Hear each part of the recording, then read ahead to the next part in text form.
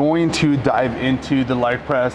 One of the biggest things I want to show you guys here is just kind of the setup and making sure that you can get the most depth within this movement, right? So the more depth you can get, the bigger stretch, the more stimulus you're going to bring onto the muscle group that you're trying to work here, right? So what I'm going to do first, I'm going to show you guys how to make it a little bit more glute focused versus quad focused. But before any of that, what I want you to do is I want you to make sure that the pad is in the position that you're going to stabilize yourself really well in. So a lot of times people have the pad all the way back, and what it does, it kind of like drives them off.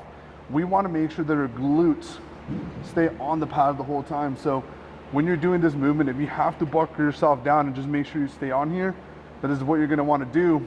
But to make it a more glute focused exercise, and another thing here, leg press is not a hamstring movement.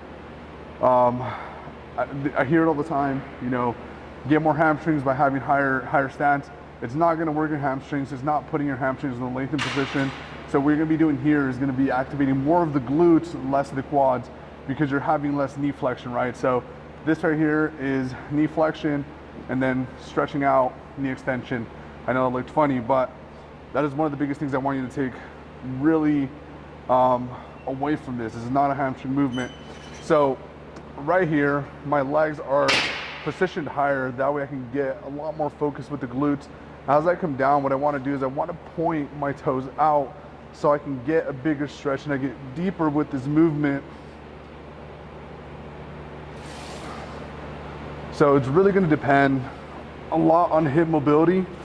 If you're someone that doesn't have a lot of hip mobility, you definitely want to start working on it so you can get deeper within this movement. And you want to drive with the heels for this movement. If you want to make it more glute focused, I definitely wouldn't recommend the squat shoes just because it's giving you a heel, so it's making it a little bit more quad biased.